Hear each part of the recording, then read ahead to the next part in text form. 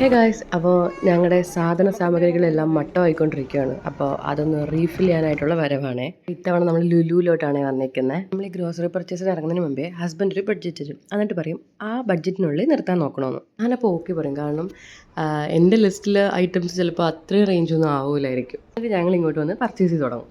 അപ്പോൾ ഓരോ ഐറ്റംസ് എടുക്കുമ്പോൾ മേ ബി ലിസ്റ്റിലുള്ള എല്ലാ ഐറ്റംസും എടുക്കണമെന്നില്ല. എന്നാൽ പോലും ഞങ്ങൾ ബില്ലിങ് കഴിഞ്ഞാൽ ഇങ്ങോട്ട് കൈ കിട്ടുമ്പോഴത്തേക്ക് ഒന്ന് ഷോക്കാം. നമുക്ക് അപ്പോൾ ഒന്നും പറയാൻ പറ്റില്ലല്ലോ. ബില്ലും കൊടുത്തിട്ട് ഇറങ്ങിയിട്ട് ഞങ്ങളിങ്ങനെ മുഖത്തോട് മുഖം നോക്കും, ഇതെങ്ങനെയാണ്. കാരണം നമ്മൾ പറഞ്ഞ ആ ബഡ്ജറ്റിൻ്റെ ഒന്നെങ്കിൽ ഡബിളോ അല്ലെങ്കിൽ ട്രിപ്പിൾ പ്രൈസിങ് ആയിരിക്കും ഉണ്ടാവുക. ഞങ്ങൾ വിചാരിച്ചത് ലുലുവിൽ മാത്രം പ്രശ്നമായിരിക്കും, അവിടുത്തെ ബില്ലിങ്ങിൻ്റെ എന്തെങ്കിലും പ്രശ്നമോ അങ്ങനെ എന്തെങ്കിലും ആയിരിക്കുമെന്ന്. ഞങ്ങൾ പല രീതിയിലും കൂട്ടിയും കുറച്ചൊക്കെ നോക്കിയിട്ടും കറക്റ്റ് തന്നെയാണ് വരുന്നത്. എങ്കിലും ഒരു ഡൗട്ട്. അപ്പോൾ ഞങ്ങൾ കഴിഞ്ഞ ഇയറിൽ ഇൻസ്റ്റഗ്രാമിലൊരു വീഡിയോ ചെയ്തിട്ടുണ്ടായിരുന്നു, ഈ ഒരു എന്താ പറയുക ബില്ലിങ്ങിൻ്റെ ആ ഒരു പ്രശ്നം വന്നിട്ട്. അത് ലുലുവിൻ്റേതല്ല, സൗദി അറേബ്യയിൽ എവിടെ പോയി 2 സാധനം എടുത്താലും 400 റിയാൽ ആവുന്നത് എങ്ങനെയാണെന്ന് അറിയത്തില്ല എന്നുള്ള ഒരു കോണ്ടന്റ് ആണ് നമ്മൾ ചെയ്തിരുന്നത്. ആ ഒരു വീഡിയോയിൽ എനിക്ക് തോന്നുന്നു ഒരു 2000+ കമൻറ്റ്സ് വന്നിട്ടുണ്ടായിരുന്നു. അതിനകത്ത് എല്ലാവരും ഇതേപോലെ തന്നെയായിരുന്നു പറഞ്ഞത്.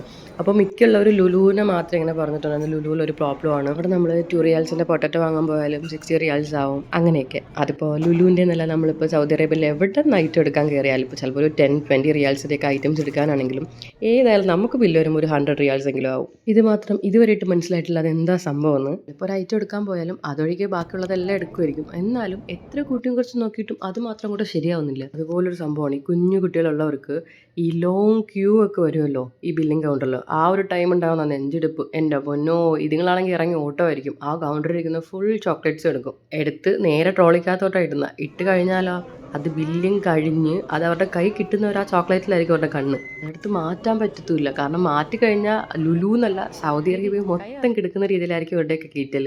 ഇനി വാങ്ങിയ സാധനമെല്ലാം വീട്ടിൽ കൊണ്ട് അടുക്കി വെക്കലാണ് അടുത്ത മെനക്കേട്. അപ്പോൾ മൊത്തത്തിൽ പറഞ്ഞാൽ ഗ്രോസറി ഷോപ്പിംഗ് ആകെ പാടെ മെസ്സായി മാറിക്കൊണ്ടിരിക്കുകയാണ് കേട്ടോ. അപ്പോൾ ഇന്നത്തേക്ക് എത്രയുള്ളൂ. ബൈ.